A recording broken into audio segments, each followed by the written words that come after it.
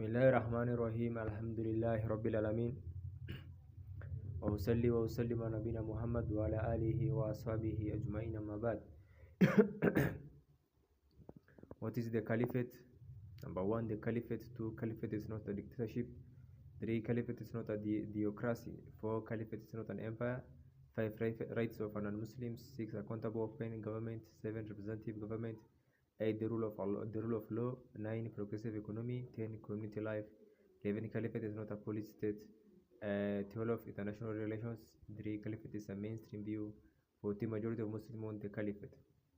In his famous evil ideology speech, former British PM Tony Blair referred to the vision of Muslims, saying, "They demand the elimination of Israel, the withdrawal of all Westerners from Muslim countries, irrespective of the wishes of people and government, the establishment of effectively the Taliban state and Sharia law in the Arab world, Taliban state and Sharia law in the Arab world, and en route to one caliphate of all Muslim nations.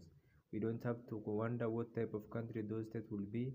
Afghanistan was such a state, girls put out of school, women denied even their elementary rights, people living in abject poverty and oppression. All of it is justified by reference to religious faith."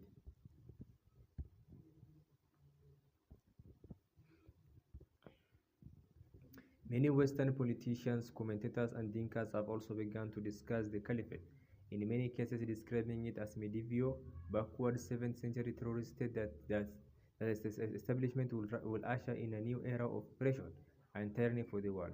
Although these allegations are totally unfounded, the caliphate has become an easy target for those wishing to plant misconceptions and blatant distortions in people's minds about its institution and rule.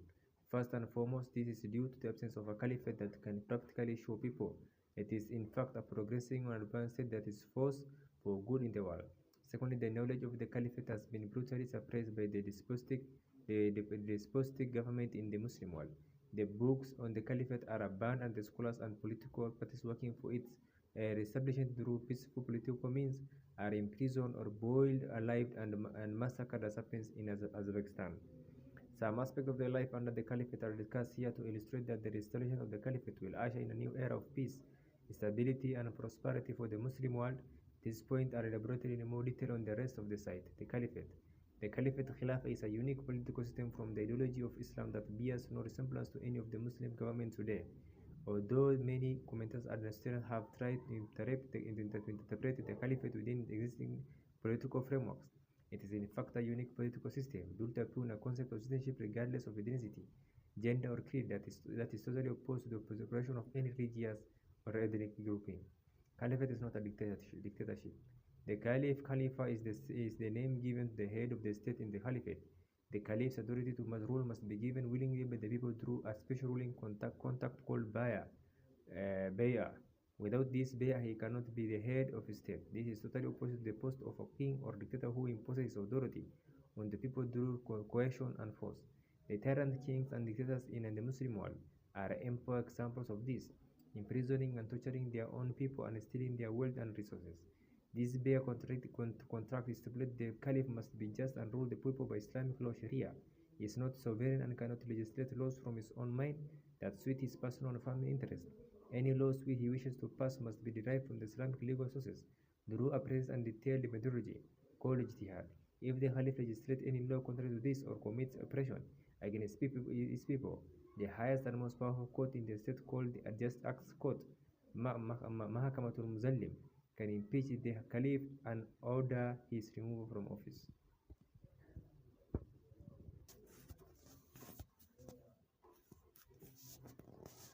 Caliphate is not a theocracy. The Caliph has been likened to a pope who is the spiritual head of all Muslims, infallible and appointed by God.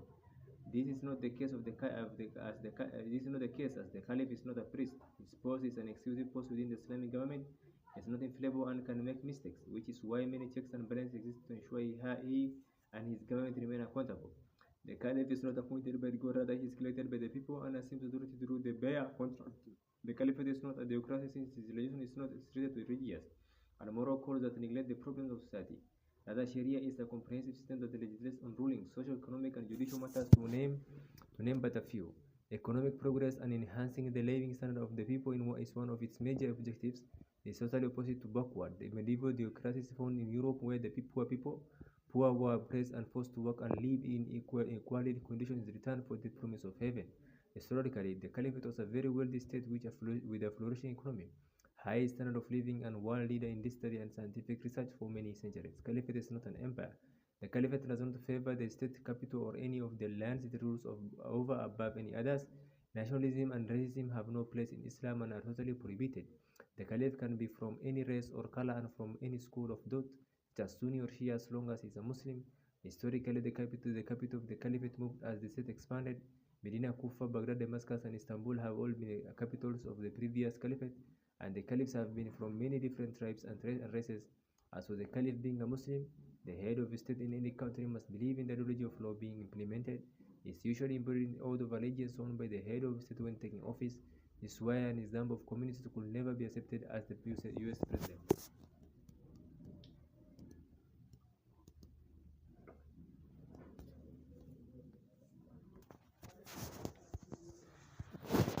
Rights of non-Muslims.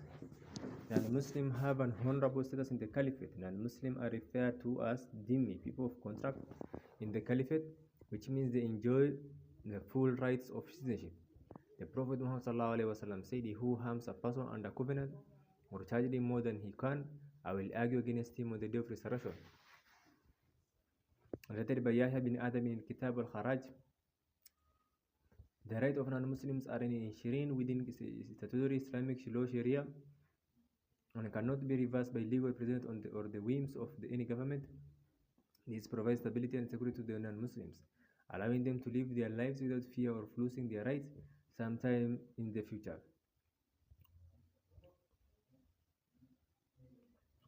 Contrast this with Western governments who are introducing more and more draconian anti-terror legislation targeting the Muslim community in the name of combating terrorism and national security.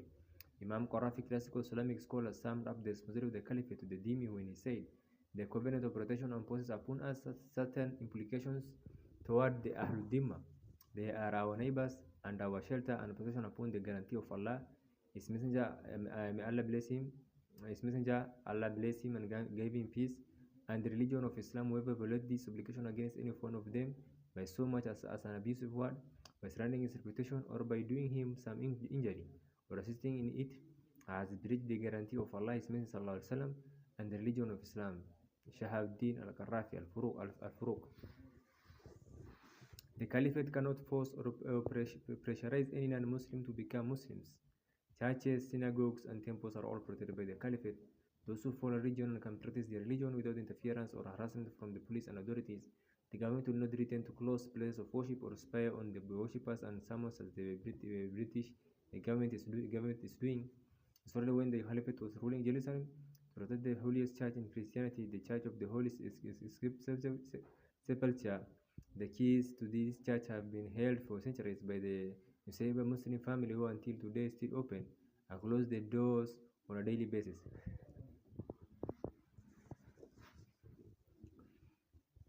Account open government. The Caliph and his government believe in Islam, and their motivation for strictly adhering to the letter of the law is their belief in accountability for all their actions when they die. This belief will create trustworthy and responsible politicians, not politicians who say one thing and do something else. They are chosen for their merit rather than due to political favors.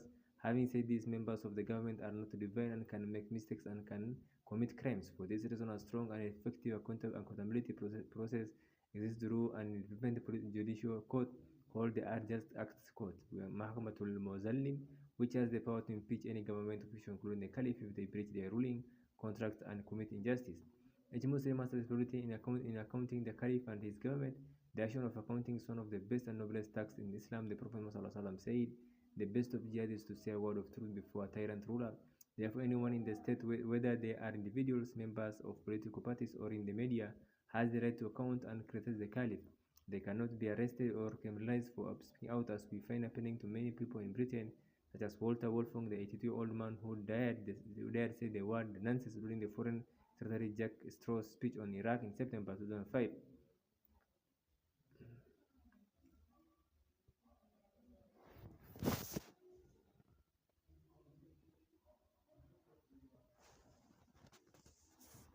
Representative government. Consultation is one of the pillars of ruling and a House of Representatives. Majlis al-Nuwab will exist in the capital with regional assemblies in the provinces of the Caliphate. This is an elected house consisting of men and women from all regions and ethnic groupings within the state.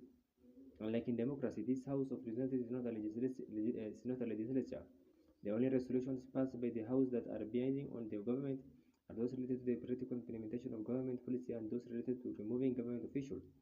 The House acts as another counterbalance of the executive powers of the government. The House has the right to account the Caliph regarding all the actions that the state has executed, whether domestic or foreign, financial, military, or the like. Also, the House can pass resolutions expressing dissatisfactions with the governments, mayors, and assistant muawin, and the Caliph must remove them.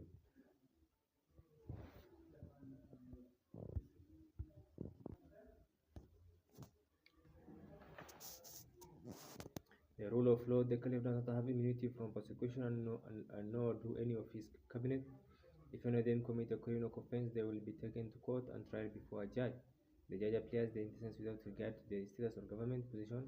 Even the Caliph can be impeached and removed from office if violated his ruling contract. There, the Caliphate cannot suspend habeas corpus by interning of any of its citizens. It has been reported on the authority of Abdullah ibn Zubair in the Hadith of Book Abu Dawud. The Messenger of Allah has ordered that the two disputing parties should sit before the judge. Therefore, any citizen, whether Muslim or non-Muslim, must be brought before a judicial court and their case is investigated by a judge. The detaining a foreign terror suspect without trial for years in some cases will never appear in a caliphate. The burden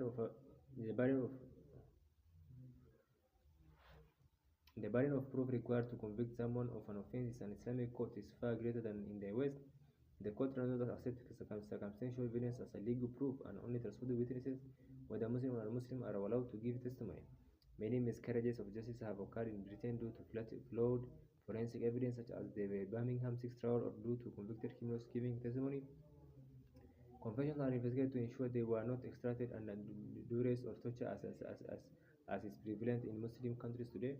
The presumption of innocence exists in Islamic court, and the onus is on the plaintiff to provide the evidence. This legal principle cannot be overturned by the government of the day, as Tony Blair is trying to do by introducing more summary offenses. Noted in the Hadith book Al-Bayhaqi, the Prophet ﷺ said, "It is the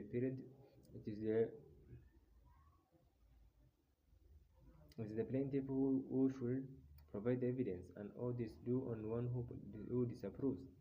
All these legal principles are exemplified in the famous legal trial that took place between Caliph Ali and one of his Jewish citizens in the 17th century.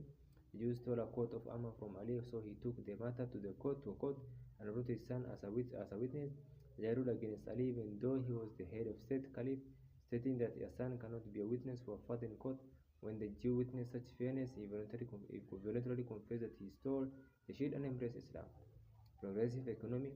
The Caliphate currency is based on the gold standard, providing economic stability for domestic and international trade, as well as low inflation. There are no interest rates, so wealth is created through investment, as opposed to savings. This investment-led economy, where wealth is constantly circulating, coupled with a stable currency, will produce strong economic growth and low unemployment.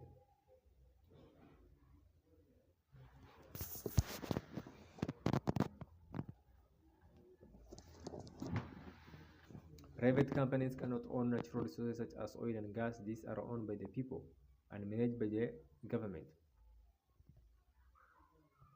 With their revenues going to the treasury, Baitul Mal, revenue gained from natural resources must be used for the interest of all the people, and the House of Representatives will advise the government on where the money is spent. Taxation is the Caliphate is on excess wealth and not income, and there are no regressive taxes like VAT. The only taxes on companies are the agricultural land taxes, ushur and haraj, that are a percentage of the agricultural produce or the land value, and agricultural companies do not pay this. Muslim-owned companies will also pay the alms tax, the zakat, but non-Muslim companies are exempt from this, and Muslim men must pay a nominal tax called jizya that gives them full citizenship rights, exempting them from national service and taxes specific to Muslims such as zakat. Jizya means stated, and there are different bans for different levels of wealth. Caliph Omar imposed 3 bans for the jizya tax for dinars, ainam, that is $108, for the rich 2 dinars, that is $54, for the middle class, and 1 dinar, that is $27 for the poor. The jizya tax rate is much lower than that of zakat. Therefore, the tax burden of non-Muslims is lower than that of Muslims in the Caliphate. The Caliphate does not have national insurance to pay for health care, position, and other state benefits. A modern, efficient health service must be provided free of charges to the people. This includes free dental care, optician cost, and prescription.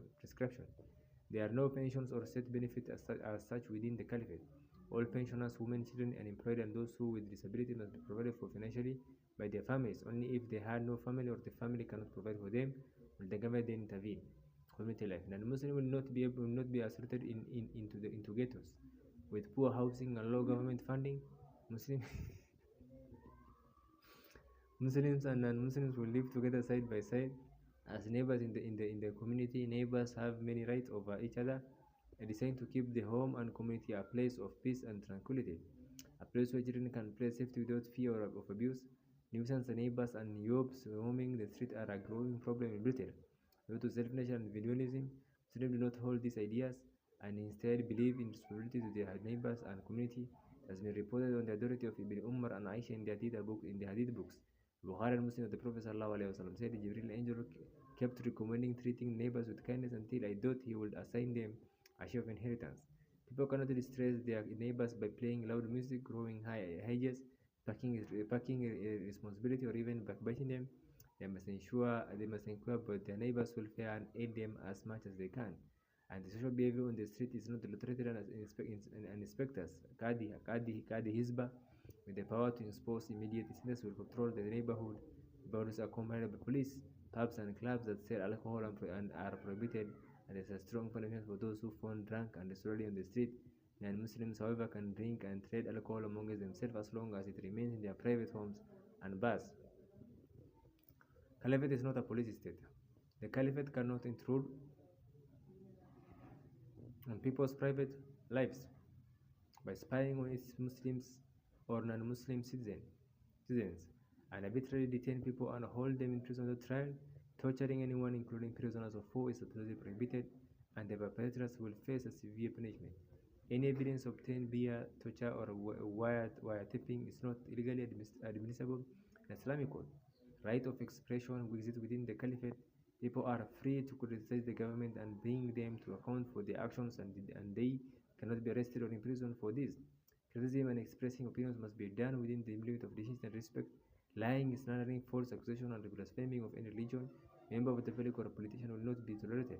This allows for constructive, respectful debate within the society without the divisive and degrading reporting prevalent in much of the Western press.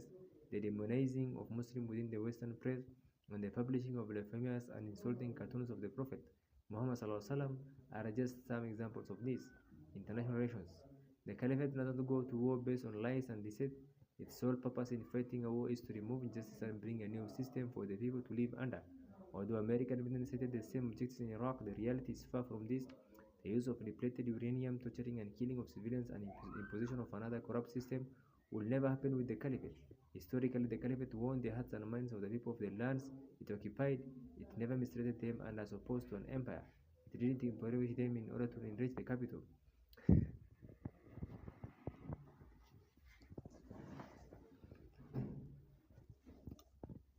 A famous example of this from Islamic history is below.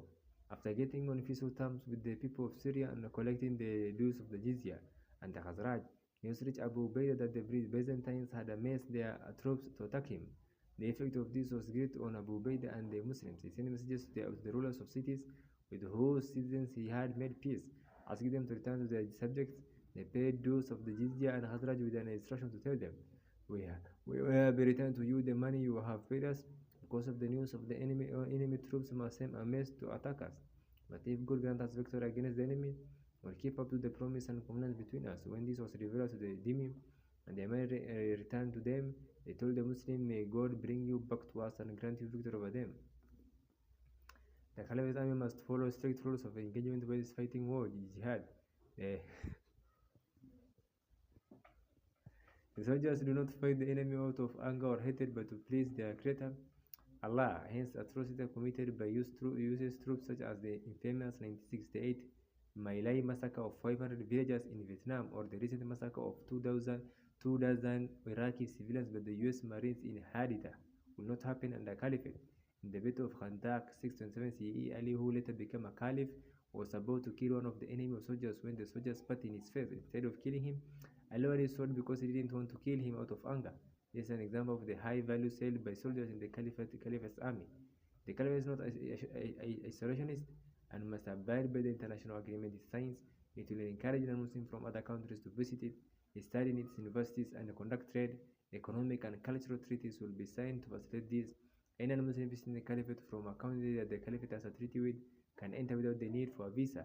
They are called a mu'ahid and have full protection under the state, similar to the dhimmi. Prophet ﷺ said, "Whoever kills a mu'ahid, people with whom the state has treaties, shall not smell the fragrance of paradise, though its fragrance can be smelled at a distance of 40 years of travel," reported in the Hadith Bukhari 69:14. Historically, scholars and scientists from across Europe flocked to the Caliphate and studied in the universities of Cordoba, Cairo, and Baghdad. Caliphate is a mainstream view. The aspiration of restoring the Caliphate is not a minority view held by extremists and terrorists, as all Muslims believe in the idea of Caliphate, or Imamate as here referred to it, though both are synonymous. In January 14, 2006, the Washington Post published an article, "Unified Islam Unlikely but Not Entirely Radical," by Carl Vick. The article heading was "Restoration of Caliphate Attacked by Bush Resonate with the Mainstream Muslims," and he quotes many ordinary Muslims in Turkey, traditionally the most secular country in the Muslim world. "I wish there was a caliphate again, because if there was a caliphate, all the Muslims would unite," said Ertugrul Oril in a sweater and a tie at the Sidewalk Cafe he owns outside Istanbul vast Hagia Sophia, an iconic building to both Christians and Muslims. "There will be one voice, but I know neither the Americans nor the Europeans will ever allow it." From the next chair, gift shop owner Atan Sinar added, "Before the end of the Ottoman Empire, there was no problem in the Islamic countries. The concept of the Caliphate is very much alive in the collective memory of society," said Ali Bulaq, a columnist and author of several books on Islam and Turkey. "There is absolutely nothing to keep Muslim society together at the moment."